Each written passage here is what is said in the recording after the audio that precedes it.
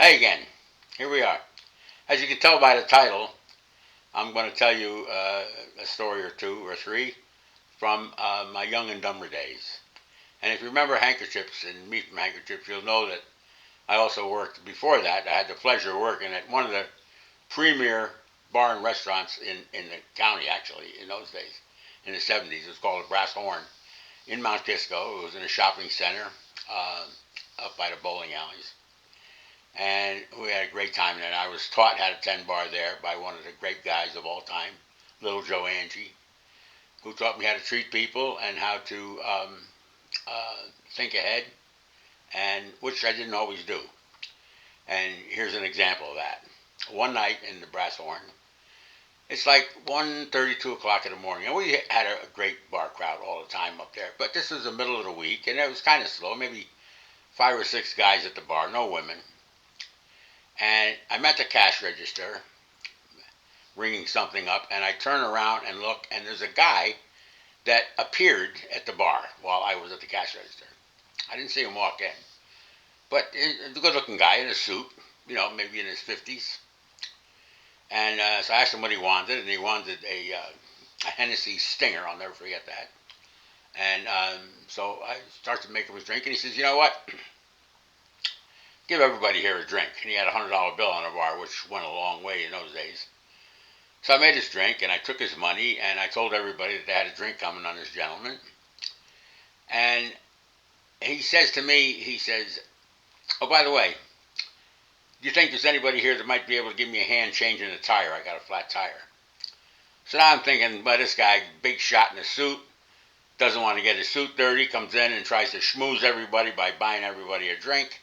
So I got a little case of the gas about that. So I said, I don't know. I don't think any of these guys will help you, but maybe, stick around, enjoy your drink. Maybe some chick will come in and give you a hand. And everybody laughed at the bar, and except him. And okay. So then he says to me, "Can I trouble you for change for the cigarettes machine?" So I said, "Okay." So I give him change for the cigarette machine, and he says, "Where is the machine?" I says, "You passed it on the way in. It's out in the little vestibule by the front doors." So he starts to walk out to get the cigarettes. And keep in mind, I didn't see this guy walk in. My back was to him when he walked in. And as I see him walk out in his nice suit, he's got the limp of all time. And I look down at the bottom of his pant legs, and he's got the Forrest Gump braces on his legs of all time that goes down and underneath the shoes, back up, chrome braces. Well, naturally, I feel like a piece of crap right now for making a wisecrack to this guy. He comes back in with his cigarettes, and I said, "I'm sorry." I said, "I got to apologize." He said, "No, don't worry about it." He says, "You know what?" He says, "I'm from North Carolina. I just flew up into Westchester County Airport. I have a business meeting up here tomorrow. They put me up in the Holiday Inn. I rented a car at the airport, and I'm driving. I don't even know where I'm going. And I come to this little town, and just before I got to this shopping center, I hear plop, plop, plop. I know my tire's flat, so I saw lights on here, so I pulled in. And so I said, tell you what, don't worry about a thing. Let's grab your drink. We're going to go outside. We're going to fix your tire." So everybody at the bar, we all left. All the guys at the bar left. I left the bar. This gentleman left the bar. We brought some stools out. I sat on one. He sat on another one.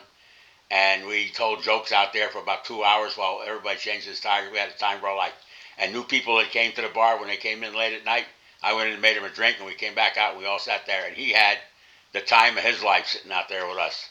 And so it turned out great, and I'll never forget that night. And it didn't stop me from being a shoot from the hip jerk with my mouth at times, but it helped. It helped a lot.